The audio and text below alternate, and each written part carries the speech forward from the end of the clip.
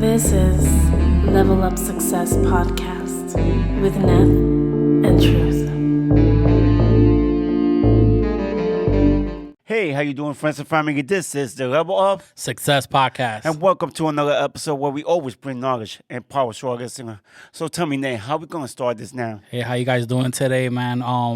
I'm truly happy to say that we already passed the year point basically, and we're about to join into the next season. So, I want to give you guys a shout out for helping us and making sure that we keep consistent because we're doing this for you guys.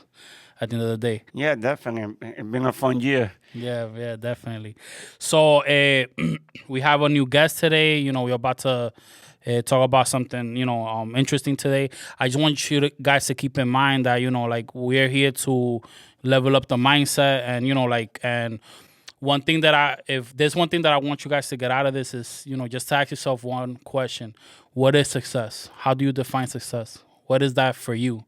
So, we have, like I said, we have a new guest today. We're going to talk about what he does. But before that, would you like to give us your name and background? Yeah, my name is Frank Walden. I was born and raised in Brooklyn, but I got out of there and I moved over to Fort Lee, New Jersey. Okay. So here I am. All right, cool. So, what is it that you do, Frank? So a lot of people ask me this, and I have to take about 5 minutes explaining afterwards. I'm called a Unix systems administrator. Okay. I'm also a Unix systems engineer. Okay. So what is that? Yeah. Yeah, tell me. So there's different operating systems that you put onto a computer. So there's Microsoft Windows, and then there's another one called Unix, and there's a variant kind of called Linux. So that operating system is what I work on. I configure it, I set it up, I connect it to the network, I install things on it, and it's a fairly complicated operation to get it to behave, and that's why, as compared to Windows, they have a harder time finding people to do this. Do you know if working with the Unix OS is more stable than Windows, and that's why more business uses? I know what you mean. Yeah, I'm sorry. I do understand. Yeah, it's super stable compared to Windows, and that's why a lot of the financial industry puts their main programs and applications on it, because it has uptime it can reach like what we call 5 nines, so 99.999% uptime, and you never have to turn it off. You almost never have to reboot it, and it keeps your applications in line. And with Unix, do you have to also keep with the update, like in Windows, or? There are updates, but unlike Windows, the great majority of the updates don't require a reboot. Oh, wow, that's good. And you was also saying that with Linux, it's kind of similar or not, or? It's close enough where an employer won't care if you only know Linux or you only know Unix. Oh, wow. Okay. Because I know I'm familiar with the Linux, but Unix. If you know one, you'll have no problem with the other one. Oh, okay.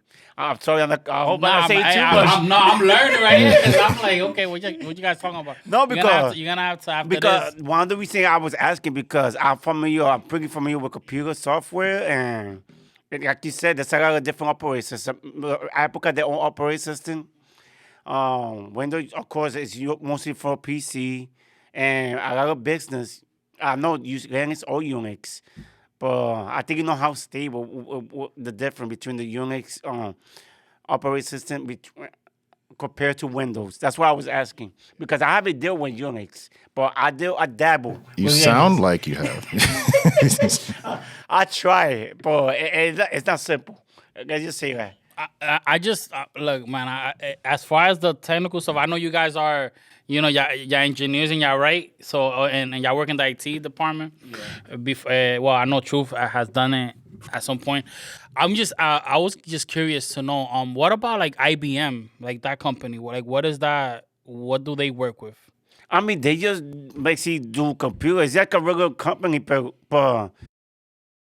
IBM mostly works with hardware. So they build servers. They build things like quantum computers. Okay. They set up things for customers to connect to their machines and use their compute power. Okay. They don't make operating systems like that. All right, cool. Thanks for schooling me on that, cause, I'm sure a couple of viewers they just learned something too. no, definitely, yeah. Because most people think like where with the buy computer, Windows is part of the computer. Windows is just the software. They let you use the any program that you want to use. I guess it might make sense. I hope so. It could be difficult to explain sometime. Yeah, no, but it's cool. It's cool. So, how do you get into this, Frank? Like, how do you get into this business, this field? So I actually went to college for electronics engineering. But at the time, a lot of the courses overlapped with computer science. And then right about the time when I was in college, the .com nonsense happened. And they were just hiring people like crazy. It was bad. It was people off the street. Hey, you know computers? You want a job? So I basically saw the money there. And I said, you know what? There's a lot more money in CS. Let me do some of this Unix, Linux stuff. We had a Unix lab in our campus, so it was a natural transition, and I got my first job there. And on that job, did they help you, train you? I know you studied for that, but did you have to learn extra stuff? And Well, it depends. If you mean like formal training, no, they just kind of throw you in there, and it's like good luck. Yeah, I've been in that situation. But if you survive, you learn a lot, and now you can get a better job, and then you keep going, and then you get certified. They have certification programs, and if you get enough of those, you stick them on your resume. It impresses employers, and then Oh, that sounds cool. That's cool, right? Yeah, no, it is pretty dope. So, what besides, I know that money could be a great engine, right, or a great reason for you to take on this opportunity. But is there any other reason that you felt like that you wanted to take this career? Besides that, like, did it feel like it's something that came natural to you because it was what you was working on? Nowadays, no, it's just money. Okay.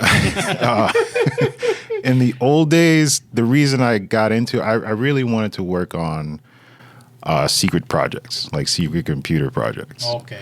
That's what fueled my interest in it. But then over the years, they give you so much access that it's not really You're secret anymore. Yeah, you're like in abundance of that. Yeah. So I'm like, everything I do is secret. This is boring now. So nowadays, I'm just chasing money. All right. That's good. I mean, and it's not wrong because money is what it is. So, Yeah, definitely. how long have you been working in this field? It's been over 20 years. Okay, all right. So I could see you're a vet now, man. Yeah, it's a curse and it's a blessing because on the one hand, people want you because they don't have to train you. But on the other hand, you get expensive and they don't want to hire you. They're like, wait, maybe I could hire that kid over there and just make him work twice as hard for half the money. So, yeah. Yeah, because then there comes a point where you know what your worth is. Yeah. So now, when you go into these fields, knowing what your worth is, people don't, they get to think like, okay, is it worth it, or do I want to save some money and hire somebody else? I mean, I get it. I mean, it does make sense. But did you feel that they did that to you when you first started working? Like, did they have you doing double the work since that they have the money to? So you have to constantly edge yourself above the competition. When I first started, they were hiring everybody. They didn't care. But as time went on and the bubble burst, then now they're more picky. So they're like, what makes you different from these other 500 applicants that we had? So you have to have your certifications in order. You have to have your experience. You know, you write some articles here and there. You post on some sites. You show them websites that you made. You show them what big companies you work for, and then you show your value. Yeah, no, it makes sense. That's a good advice for our listener too. Yeah, and if you're young and you're looking out for that, and you build up that resume, you have a bigger chance. I mean, It I sucks, similar, man, but it is. Yeah, that's how I started. I remember I had a similar situation. Like I was working with somebody. I was like kind of the helper. When he quit, I took over his job. I was like, this is my opportunity so I could show my skill. Yeah. It kind of worked because I learned more, but it didn't work because they didn't pay me what we were making. Well, yeah, they're not going to, if they're getting the work of 3 guys out of 1 guy, they're not going to, yeah. No, that was the time I knew I had to leave the company. Yeah. And luckily I networked and I was able to leave the company. And the next company I went to, and I'm paying me way more than I was asking for that company. That's the crazy part. Like if they would give me what I wasn't really asking for much. I just was asking a fair pay at least. Right. But they didn't want to. And I gave it a 3-week notice, and they were like still hesitant. Like, Even if they match the offer, my advice is you shouldn't take it, because if you know an employee is not happy and you match them just to keep them there, then in the background they're probably looking to replace you. oh wow. Yeah, because they know he's going to ask for a raise next year, and then another raise next year, and then we're not going to keep up with him. We might as well hire somebody new. So let's replace him now. Maybe we can get him to train his replacement, and then there you go. So you probably don't want to accept the counter. I mean, they think he even offered me. And the crazy part, then the new company I went to, they actually trained me to get certificates to one of the panels that I was working on. Mm-hmm. So it ended up working out much better. Like if you feel that you're being overused in one company, you just start networking and look for another one. Yeah. I just thought about something. I mean, you probably know more than me, but I just thought about Tell it. me. Like the guy that quit, that's probably what was going on with him. He was probably asking for a raise. They weren't giving it to him, so they hired you. Now he gets to train you. Oh, you're the guy? Yo, Truth is the guy. I mean, I learned. My skill got better, to be honest, once you left, but still. Once I noticed that I was getting the same amount or even worse. Like, before I quit, I did one of the 2 biggest jobs the company has. Like, big projects. And it didn't even make sense. I did the math because I know how much I had an idea how much they were getting paid. That project was enough to pay me like for 5 years. So I was like, why would I stay? Right. So, yeah, I was doing 2 of those big projects. Maybe I don't want to say too much because, but it was a big project. But it's something that needs to be heard. I mean, like they do sometimes they do use abuse, and I don't want to say abuse. Abuse is a big word. The thing is, they thought I was gonna stay. I needed the job. I think you know that I was being underpaid. You gotta know your worth. That's a problem. Yeah. People don't even know that we underpaid. And sometimes it's a bad thing when you show them that you know too much. That's another thing that I learned. Yeah. Or you think, I don't know. I feel like I heard that from a couple of Nah, people. but I think that's right. It depends the type of work. Because let's say you're like a janitor, and like you're doing the work too fast. The boss ain't gonna appreciate that. They want you to be doing. They want you to always be working. Yeah. You understand what I'm saying? They just want to see you and- moving. Yeah, exactly. In that end, but if it's something if it's like a skill that like you can't, that they can't get from the average person, Yeah. then you want to show that so they could show your worth.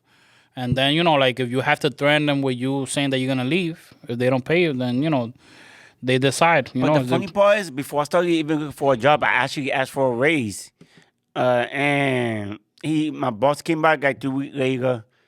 He just gave me a regular pay raise, like the regular 6-month raise that you're supposed to get, or 1-year raise. That's why they offered me.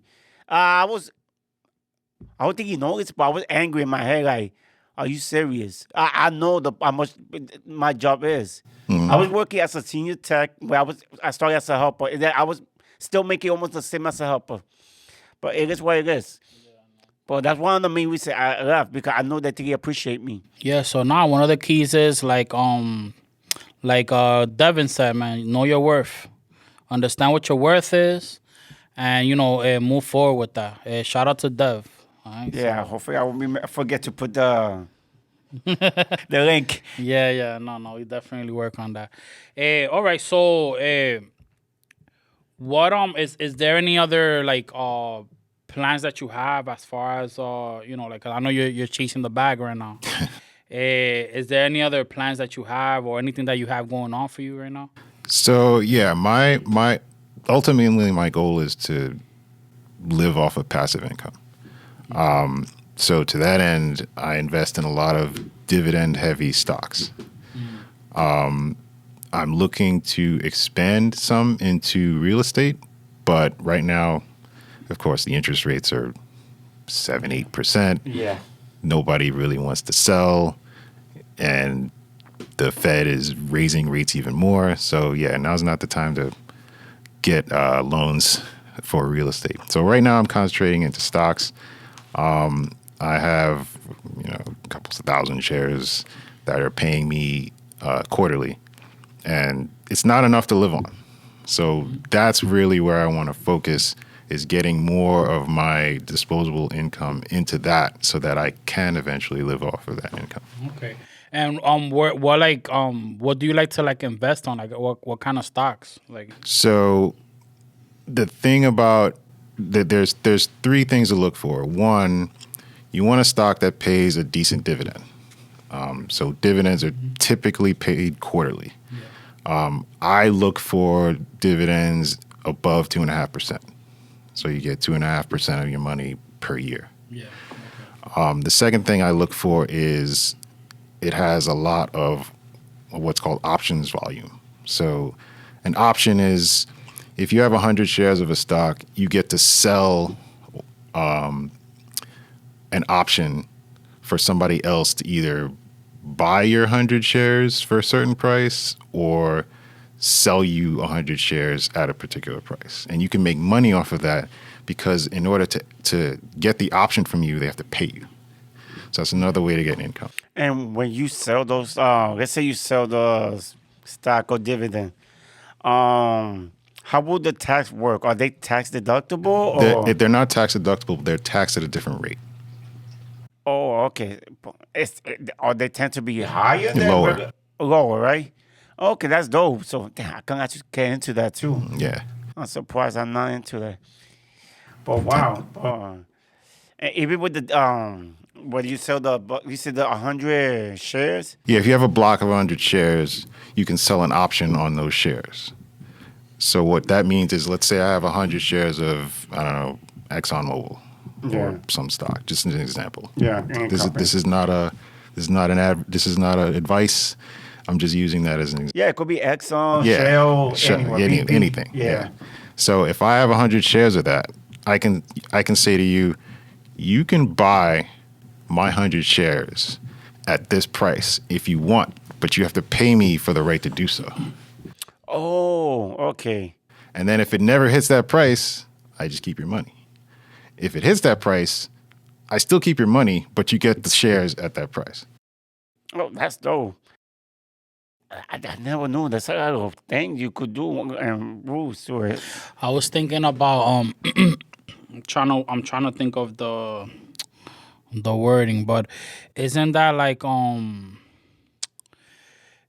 you looking at the volume? Like, let's say you're buying it at a certain amount, whether it goes down or up. It's like you're betting. Is that it? Okay, you understand the concept correctly when you use the word bet. It's basically gambling. Okay. But as the shareholder, most of the risk is on the other guy. So he's gambling on the price. okay? I have the shares. That option could expire worthless, and then I just keep my shares and your money. Okay. So it's less of in my opinion, it's less of a risk as far as gambling goes. It's more of generating more income for myself. Okay, I got you. And like, how has it been going for you now, since like the stock has been plummeted, so You just hold it. yeah. I've just been holding on to all the shares. I don't sell any options that would cause me to lose the stock. Mm-hmm. I would only sell options where if he exercises the option, I get more stock. So it's more of like a gathering phase when the stock market is plummeting like it is, it becomes cheap, so I just Yeah. get more. Okay, you start buying. Okay. Yeah. Yeah, no, it is. I mean, it is smart, and you just gotta look at where you're investing your money at. So, my next question is like, how is it that you how do you choose where you're gonna invest your money? Like, what stock is the one that you're gonna choose? So what I use is it's called a stock screener, and anybody that has a brokerage account, they'll give you a screener. How good it is up to the place, but they give you this program. It's like a little applet where you plug in the criteria you want. So I want something that pays 2.5% dividends, and the price is under $50, and their earnings per share this year was whatever, and you just plug in the numbers and the criteria. You press the button, it says these are the 25 stocks that meet your criteria, and from there you read the balance sheet of the ones that you think are good, and if it looks okay, there's no surprises, there's no, hey, we're getting sued, none of that stuff. Yeah. Then that's how I buy it. Okay. All right. No, I mean that's a pretty. It sounds like a secure way to get to your financial if freedom. you know how you do it, that's the thing, no? Or you gotta. It's not 100% secure, but it's better than throwing the darts at it. Yeah. Yeah, just throwing it out there. All right. No, it make more sense. Wow. Yeah, no, that's good, man. That's pretty interesting. So when do you have any idea of when you're gonna start getting into like the real estate? Like are you projecting the time frame? No. 'Cause, things are Because getting lower now. You can't predict the Fed. So Yeah. what you want to do is just wait. A lot of the biggest thing in investment is being able to weather the horrible news, right? So right now I'm just waiting until interest rates drop. There's less inventory on the market. Prices become something reasonable. Then you want to buy and then get into the market. Right now, I'm not interested. It's hard to get into it because, like you said, it's at 7%. I don't remember the last time it was 7%. That's super high. It's what did they say? 40 years? Maybe, yeah. I could be mistaken, but it was a long time. Yeah, because 7%. Even during the 2008, how you call it? 2008, recession. Damn, I don't know why I forgot that word. It went up, but it never went up to 7. Right. So, Yeah. So I found that kind of ridiculous because I was thinking to refinancing and you lose money if you refinance right now. Yeah, a lot of people are what's called underwater. Like if you bought right before all of this started happening, that means your mortgage, the amount you owe on your mortgage is more than the house is worth. And they're like, what happened? This is nuts. People are panicking. So yeah, you definitely want to watch market conditions before you. Yeah, that's why it's important to hold. Like you said, like in 2008, a lot of people lost the value of the house. A lot. Yeah. And the only thing that's the only option that you have. It's the same. I think it was the same as the stock. You gotta just hold it out, I guess, till hopefully it go up. And with real estate, to be honest, it usually go up most of the time. Like I said, for the most part, it always goes up. It's rarely where it plummets. Yeah, but once in a while, there's always a chance. Like you said, with everything else, there's always a small chance that it could plummet. But yeah, man, it's all a risk.